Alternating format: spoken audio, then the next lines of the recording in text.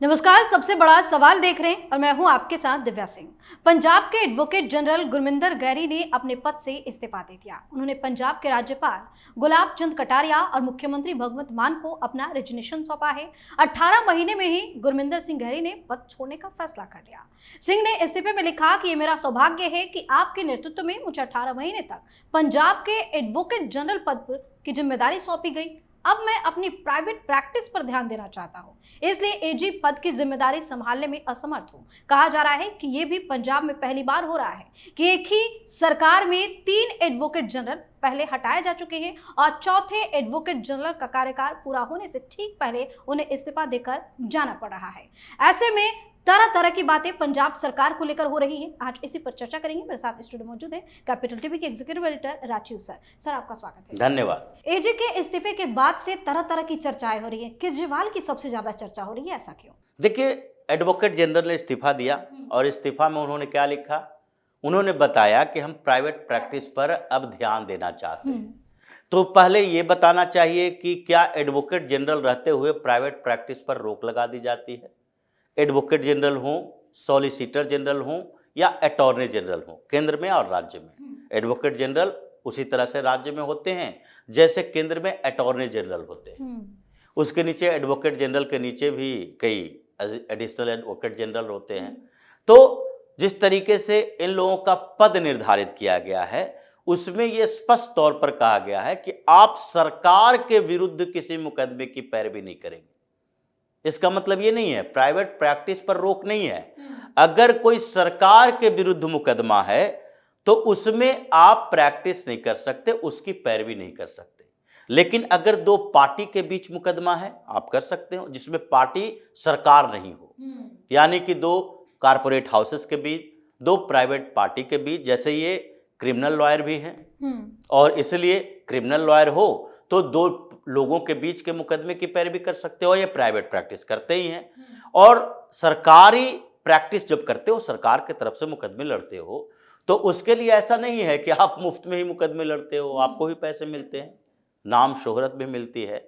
तो अभी जो ये बात चल रही है कि पंजाब में इतना जल्दी जल्दी एडवोकेट जनरल क्यों बनाया जा रहा है, चेंज किया जा रहा है, पहले वाली बात अलग थी। उन्होंने खुद से इस्तीफा दिया था क्योंकि कई लोगों को ये जमता नहीं। इसमें ऐसा नहीं है कि सरकार के साथ कोऑर्डिनेशन होना चाहिए। सरकार कितने कौन कौन से मुकदमे देती है, निर्धारित करती है, उस पर भी निर्भर करता है। लेकिन अभी जो स्थितियां हैं वो अलग है। अगर देखा जाए तो पंजाब की सरकार में एडवोकेट जनरल कोई टिक नहीं पा रहे, लेकिन केंद्र में कितने लोग ऐसे हैं जिनको नाम याद हो गया होगा। सॉलिसिटर जनरल का तुषार मेहता का, ऐसे ही एडिशनल सॉलिसिटर जनरल कितने सारे हैं। उसी के साथ साथ अटॉर्नी जनरल अभी वेंकट रमानी बने हैं, 1.5 साल 2 साल हो गया, उससे ज्यादा समय हो गया। ये कोई 1 साल का कॉन्ट्रैक्ट नहीं है, लेकिन इन लोगों ने पंजाब में 1 साल का कॉन्ट्रैक्ट निर्धारित किया था। और अब जब से आम आदमी पार्टी की दिल्ली में हार हुई, तो उसके बाद पंजाब में पूरा ध्यान आम आदमी पार्टी के दिल्ली के नेताओं का हो गया और केजरीवाल के टारगेट लिस्ट में वही थे। जैसे दिल्ली में जब इनकी सरकार बनी आम आदमी पार्टी की, तो इसने क्या किया, कई लोगों को सेट किया जिसमें बड़े वकील थे इनके गुट में, और कुछ वकील ऐसे थे जो आम आदमी पार्टी की सरकार आने से पहले सामान्य वकील हुआ करते थे। पार्टी के आने के बाद करोड़ों में उनकी इनकम हो गई। जैसे राहुल मेहरा एक वकील हैं दिल्ली में, वो आम आदमी पार्टी के नेता भी। आर.के. पुरम से कभी चुनाव के टिकट दिए जाने की पूरी चर्चा हो रही थी, उन्होंने टिकट से मना कर दिया। उन्होंने सोचा कि भाई ये टिकट लेकर विधायक बनने से फायदा नहीं है, फायदा तब है जबकि सरकार में हम शामिल हों, और उन्होंने ले लिया, लॉ पैनल में आ गए दिल्ली सरकार के। और अभी जो रिकॉर्ड आया था अभिषेक मनु सिंघवी के बाद, सबसे ज्यादा पैसा जो दिल्ली सरकार ने किसी वकील को दिया तो ये राहुल मेहरा को दिया। अभिषेक मनु को 19 करोड़ रुपए से ज्यादा की रकम दी, तो 3 करोड़ से ज्यादा ये राहुल मेहरा को मिला। अब वो जो 3 करोड़ 5 करोड़ रुपया कमा रहा है सरकार से, वो विधायक बन के क्या करेगा? अब ये सारे लोग बेरोजगार हो गए हैं दिल्ली में। सिर्फ दिल्ली में विधायक ही बेरोजगार नहीं हुए जो कि हार चुके हैं चुनाव, सौरभ भारद्वाज, सोमनाथ भारती जैसे लोग ही बेरोजगार नहीं हुए, बल्कि यहां पर कई आम आदमी पार्टी के नेता जो कि यहां काम कर रहे थे प्रोफेशनल्स के तौर पर, यानी कि शब्दार्थ में काम कर रहे थे कुछ, जो इनके एडवर्टाइजिंग एजेंसी थी उन मीडिया मैनेजर्स को भगाया जा रहा है। उसके बाद कुछ कमेटियों में काम कर रहे थे, 2.5 लाख रुपए सैलरी लेकर झुग्गी झोपड़ी कमेटी डेवलपमेंट में काम कर रहे थे, तो उन लोगों को अब वो भी बेरोजगार हो गए। उसके बाद उनके अलावा जो प्रोफेशनल एडवाइजर हुआ करते थे, दिल्ली सरकार के अलग अलग मंत्रालयों के एडवाइजर हुआ करते थे, दिल्ली के मंत्रियों के पीए हुआ करते थे, पर्सनल सेक्रेटरी हुआ करते थे, ये सारे लोग बेरोजगार हो गए, सब आम आदमी पार्टी के। अब ये सारे बेरोजगार लोगों को इकट्ठा रखा कैसे जाए, वकील भी चाहिए। अब इन लोगों के ऊपर इतने मुकदमे हैं, उसकी पैरवी करने वाले भी बड़े वकील चाहिए। अब ये सारी स्थितियां पैदा हो गई दिल्ली के अंदर। तो अरविंद केजरीवाल जो पंजाब में इतना इंटरफेयर कर रहा है, उसका मकसद ये नहीं है कि पंजाब के सत्ता में हम सीधे मुख्यमंत्री बन जाके, या मनीष सिसोदिया को मुख्यमंत्री बना दे। इसे पावर इसलिए चाहिए कि इसके ऊपर बहुत सारे बर्डन हैं, और उस बर्डन को कम करने के लिए कहीं ना कहीं सत्ता में होना जरूरी है। अगर सत्ता में नहीं रहेंगे तो सरकार खत्म हो जाएगी। अब भगवंत मान वहां पर जो आम आदमी पार्टी बनी, जो पंजाब में आम आदमी पार्टी की जीत हुई और दिल्ली में आम आदमी पार्टी, दोनों में बहुत अंतर है। दिल्ली की टीम ने पंजाब में जाकर काम किया और पंजाब में एक अवधारणा बनाई, जैसे इन लोगों ने काफी कोशिश की थी खालिस्तानी सपोर्ट बेस के साथ आम आदमी पार्टी को जोड़ने की, और उसमें सफल भी हुए। और खालिस्तानी नेटवर्क ने सहयोग भी किया कि चलो एक नई पार्टी है, हमारे लिए फायदेमंद होगा। और उसी का असर है कि इतना ज़्यादा खालिस्तानी समर्थक वहाँ उग्र हो गए आम आदमी पार्टी की सरकार बनने के बाद। जब तक केंद्र सरकार ने हस्तक्षेप नहीं किया तब तक तो उग्र इतने हो गए थे, मंदिर तोड़े जा रहे थे, कभी भी सड़कों पर उतर जाते थे, तलवार ले लेकर ट्रॉलियों में भर भर के उतर जाते थे। काली माता मंदिर को तोड़ दिया था, पटियाला में हंगामा किया, फिर उसके बाद थाना पर हमला किया। तो ये स्थितियां पैदा हो गई थी। तो वहां आम आदमी पार्टी में वैसे लोग नहीं है जो सालों वर्षों से आम आदमी पार्टी के लिए काम कर रहे हैं। यहां पर वो लोग हैं जो आंदोलन के समय से आम आदमी पार्टी के लिए काम कर रहे हैं, जिसको छोड़ना केजरीवाल के लिए बहुत मुश्किल है। उसको सेट करना है कहीं ना कहीं। अब उसको पंजाब में ही सेट किया जा सकता है। तो वहां एक एक करके रिशफलिंग शुरू हुआ। पहले विभव कुमार को भेजा गया और उसको कुछ चीफ मिनिस्टर के इर्द गिर्द कुछ ऐसे पोस्ट क्रिएट करने के लिए किया गया ताकि कुछ और लोगों को यहां से भेजा जा सके। तो ये सेटिंग चल रही थी। अब इसमें वकीलों ने भी दबाव बनाया है। तो 236 लॉ ऑफिसर वहां हैं। सबको कहा गया, भगवंत मान ने कहा रिजाइन दे दो, अब हम नया कॉन्ट्रैक्ट बनाएंगे क्योंकि दूसरे लोगों को भर्ती करना है। अब कौन चाहता है सरकारी पैनल से बाहर आना? जो बहुत बड़े वकील हैं, बहुत नामी हैं, जिनको बहुत ज़्यादा पैसा मिल रहा है, लाखों में कमा रहे हैं हर महीने में, तो वो सरकारी वकील सरकारी लॉ पैनल में जाएगा क्यों?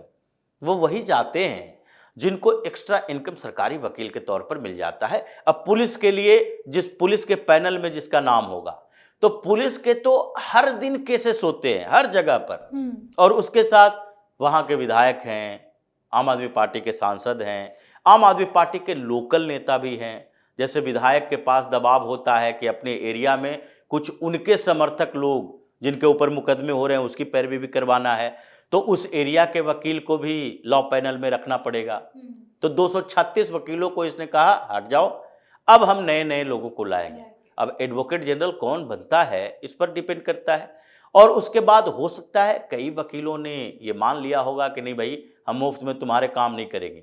तो जो स्थितियां वहां पर चल रही है कि इन लॉ पैनल के वकीलों को 226 को इस्तीफा देने पर मजबूर किया गया, और उसके बाद एडवोकेट जनरल को भी इस्तीफा देने पर मजबूर ही किया गया। लेकिन अकड़ थी इनके अंदर।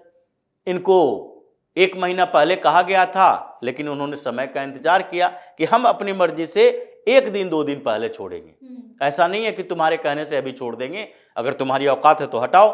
वो तो कहता है रिजिग्नेशन दे दो। अगर 1 साल की बात है तो 1 महीना पहले लॉ ऑफिसर्स को रिजिग्नेशन देने के लिए तुमने क्यों कहा? इसी समय होता, फिर से कॉन्ट्रैक्ट रिन्यू होता, लेकिन ऐसा नहीं किया गया। और इससे पंजाब में हंगामा चल रहा है। इस्तीफे तो वकीलों के हुए हैं, और वो वकील ऐसे नहीं कह सकते कि वकील हैं।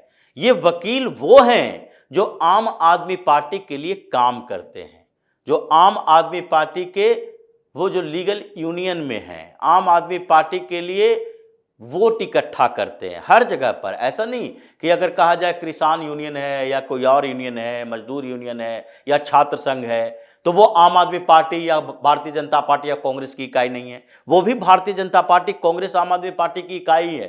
तो अभी जो पंजाब में विस्फोट चल रहा है उसमें केजरीवाल के इन हस्तक्षेप के कारण है, भगवंत मान के नकारेपन के कारण है। और अभी जो मनीष सिसोदिया लगातार गया, पंजाब जाने के बाद पेटीएम करवाया। तुम संगठन देख रहे हो, सरकार नहीं देख रहे। मनीष सिसोदिया को पंजाब का प्रभारी बनाया गया है, तो प्रभारी बनाया गया है तो तुम संगठन देखो। तो संगठन देखते देखते सरकार देखने लगते हो। भगवंत मान के साथ खड़े हो गए कि मेगा पेटीएम करवाएंगे। अब क्यों भाई, मेगा पेटीएम करवाने की क्या जरूरत है?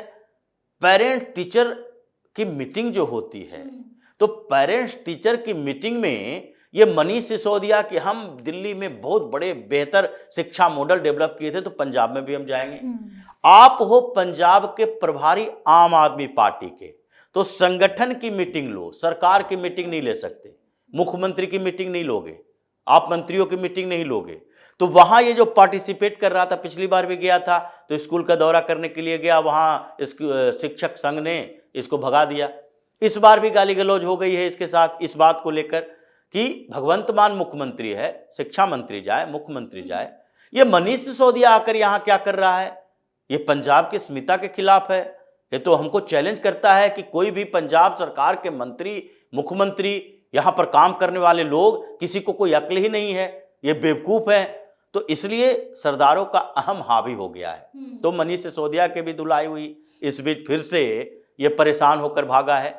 तो जो स्थिति पंजाब में चल रही है, लगता नहीं है कि ज्यादा दिनों तक भगवंत मान की सरकार बचेगी। या तो भगवंत मान सम्मानजनक तरीके से इस्तीफा दे दे कि लो भाई तुम ही लोग संभालो, अब हम नहीं कुछ कर सकते, या तो इसे बेइज्जत करके अरविंद केजरीवाल उसी तरह से निकालेगा जैसे कई और नेताओं को निकाला है, प्रशांत भूषण, योगेंद्र यादव जैसे नेताओं को, उसी तरह से बेइज्जत करके इसे भी बाहर करेगा।